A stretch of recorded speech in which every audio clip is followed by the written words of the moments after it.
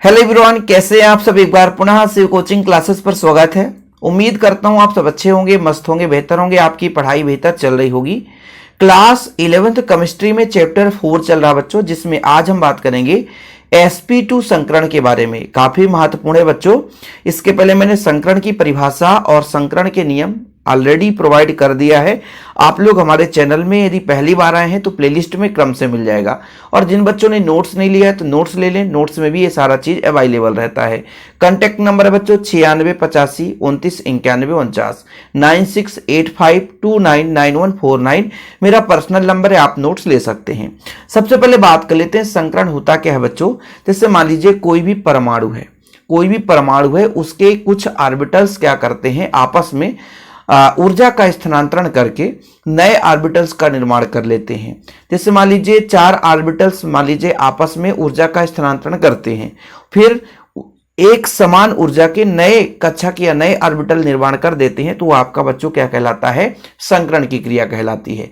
संकरण केवल एक ही परमाणु के कक्षक में होता है। ऐसा नहीं होता है कि दो परमाणुओं के बीच हो। दो परमाणुओं के कक्षकों में इलेक्ट्रॉन के आदान प्रदान से अनुनाद की क्रिया होती है। कि जैसे मान लीजिए HCl है बच्चों, तो H जो है Cl को एक इलेक्ट्रॉन दे दिया तो HCl में अनुनाद हुआ। ठीक है, तो अनुनाद होता है कब, जब संकृत कक्षक होते हैं। और संकृत कक्षक कैसे होता है बच्चों, जैसे भी यहां पर हम एग्जांपल देखेंगे तो और अच्छे समझ में आएगा। कि मान लीजिए किसी परमाणु के पास 2 कक्षक हैं, और 2 कक्षक क्या करते हैं, इलेक्ट्रॉनों का स्थानांतरण या कि ऊर्जा के विनिमय से समान ऊर्जा वाले कक्षक का निर्माण कर लेते हैं। तो यह प्रक्रिया आपका संकरण कहलाता है। और यहां पर हम पढ़ने जा रहे हैं बच्चों sp2 संकरण।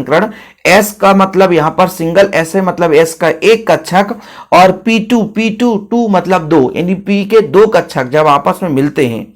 देखो बच्चों, S के एक कक्षक और P के 2 कक्षक, तो मिलेंगे कितने कक्षक बनाएंगे, 3 कक्षक मिलेंगे तो 3 नए कक्षक बनाएंगे, लेकिन उनमें ऊर्जा जो है वो समान होगा। कहने का मतलब S का एक कक्षक, P के 2 कक्षक जब मिल करके समान ऊर्जा वाले नए संकृत कक्षक बनाते हैं बच्चों, वहां पे आपका होता है sp2 संकरण। क्या होता है बच्चों, sp2 संकरण। ठीक है, चलिए इसको एग्जांपल लेकर चलते हैं। जैसे यहां पर मैं एक एग्जांपल लेता हूं बच्चों, जो कि अच्छे तरीके से sp2 को डिफाइन कर सके। तो यहां पर एग्जांपल ले लीजिए BF3। ठीक है, क्योंकि भाई BF3 में sp2 संकरण होता है। sp2 संकरण पाया जाता है। अब मैं इतना आपको लिखाता हूं जितना कि आप एग्जाम में लिखो और आपको पूरे अंक मिल जाएं, भटकना ना पड़े। अब यहां पर जो केंद्रीय धातु परमाणु है, यानी केंद्रीय परमाणु बोलेंगे, धातु परमाणु आप यहां पर बोरान है बच्चों।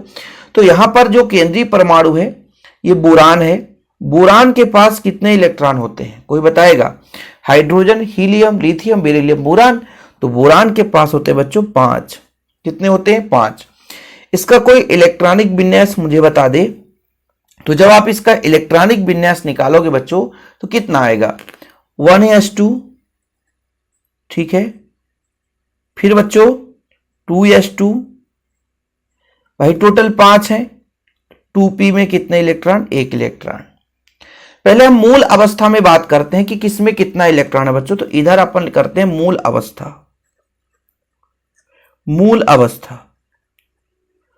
अवस्था में इस S में कितने इलेक्ट्रॉन है बच्चों, तो 2 इलेक्ट्रॉन है फर्स्ट S में। तो यहां पर इसका हुंड के नियम से कक्षक बनाता हूं। ठीक है बच्चों, फिर इसका भी कक्षक बना देता हूं और P का भी बना देता हूं बच्चों। P में कितने कक्षक होते हैं, कोई बताएगा। 3 कक्षक होते हैं। कितने कक्षक होते हैं, 3 कक्षक। इनमें इलेक्ट्रॉन भरते हैं। S में कितने इलेक्ट्रॉन है, 2। ये 2 हो गया, ये 2 हो गया। P में कितने बच्चों, केवल और केवल 1 इलेक्ट्रॉन है। ये मूल अवस्था है। अब क्या होगा कि भाई S का 1 कक्षक और P का 2 कक्षक मिलेंगे, मिश्रित होंगे। इलेक्ट्रॉन जो है इधर उधर विस्थापित हो सकते हैं ऊर्जा ले दे करके। तो यहां से S का इलेक्ट्रॉन उत्तेजित होकर के P में चला जाता है। तो ऊर्जा के विनिमय से, ऊर्जा के स्थानांतरण से भाई समान ऊर्जा के नए कक्षक बनाता। भाई यहां पर अभी इनके ऊर्जाओं में अंतर है, लेकिन ये जब ऊर्जा आदान प्रदान कर देते हैं तो लगभग समान ऊर्जा वाले नए कक्षक बनते हैं। जितने कक्षक भाग लेंगे उतने ही कक्षक बनेंगे, लेकिन उनमें ऊर्जा क्या हो जाएगी, समान हो जाएगी। तो यह प्रक्रिया आपका संकरण की प्रक्रिया कहलाता है बच्चों। तो उत्तेजित अवस्था में बच्चों होता क्या है कि 1s का कोई इलेक्ट्रॉन इधर उधर नहीं होता है। जो 2s है इसका एक इलेक्ट्रॉन निकल करके 2p में चला जाता है। अब होता क्या है, यहां पर संकरण की क्रिया हुई है। संकरण का मतलब यह हुआ कि भाई साहब यहां s का एक कक्षक और p का दो कक्षक आपस में क्या किए बच्चों, भाग लिए, ऊर्जा का विनिमय किए, ऊर्जा का स्थानांतरण किए, ऊर्जा एक दूसरे को आदान प्रदान किए और समान ऊर्जा के नए कक्षक बन चुके हैं। आप देख सकते हैं कि यहां पर देखिए ऊर्जाओं का अंतर था, लेकिन अब इसमें 3 ऐसे कक्षक बन गए हैं जिनमें ऊर्जा लगभग क्या है बच्चों, समान है। ये आपका हो गया क्या, उत्तेजित अवस्था में। तो यहां पर जो संकरण हुआ s का एक कक्षक और p का दो कक्षक, तो यहां पर जो संकरण हुआ बच्चों वो कौन सा संकरण हुआ, sp2 संकरण। तो यहां पर मैं लिख सकता हूं इसको कि sp2 बन चुका है ना बच्चों। तो यहां पर मैं sp2 लिखूंगा। sp2 क्यों, क्योंकि s का एक कक्षक और p का दो कक्षक यहां पे भाग ले रहा संकरण में। चलो भाई, तो ये 1s का है, इस इलेक्ट्रॉन से कोई हमें छेड़खानी नहीं करना है। केवल छेड़खानी होगा तो किसमें भाई, s यानी 2s और 2p में। तो यहां पर एक इलेक्ट्रॉन है। तो यहां पर बच्चों संकरण को दर्शाने के लिए इसको हम ब्रैकेट के अंदर बंद कर देंगे ताकि ये पता चले कि यहां पे ये संकरण हुआ s का एक कक्षक और p का दो कक्षक। तो यहां पे हुआ बच्चों आपका sp2 संकरण। क्या बना बच्चों, sp2 संकरण। अब बात कर लेते हैं थोड़ा सा यहां पे कि जो BF3 अणु लिया है आपने, BF3 अणु, तो ये BF3 में जो आपका फ्लोरीन है बच्चों, फ्लोरीन है, ये अतिव्यापन करता है। फ्लोरीन के कक्षक भी अतिव्यापन करते हैं किसके, बोरान के कक्षक से। तो जैसे यहाँ पे एक इलेक्ट्रॉन है, P में बच्चों एक इलेक्ट्रॉन है, P में भी कितने कितने इलेक्ट्रॉन है, कक्षक में एक इलेक्ट्रॉन है। अब ये जो आपका फ्लोरीन है, फ्लोरीन क्या करता है, जैसे 2s का है बच्चों, ये 2s का है तो इसको एक इलेक्ट्रॉन देता है, तो एक फ्लोरीन यहां जुड़ गया, एक इलेक्ट्रॉन इसको दिया तो ये एक फ्लोरीन यहां जुड़ गया, एक इलेक्ट्रॉन का साझा यहां पे फ्लोरीन जुड़ गया। ये आपका BF3 अणु के लिए बच्चों, तो यहां पर लिखो अणु BF3 हो गया। बस ये चीज है, ये आपने संकरण का कहानी समझा, sp2 संकरण। s का एक कक्षक, p के दो कक्षक मिश्रित होकर के 3 नए समान संकृत कक्षक बनाते हैं, तो बच्चों sp2 संकरण होता है। अब यदि बात करें कि इसकी आकृति कैसे होती है, आकृति आप लोग बताओ।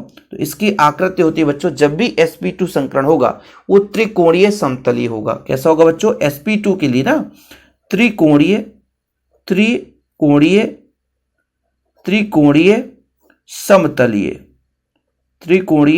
समतलीय।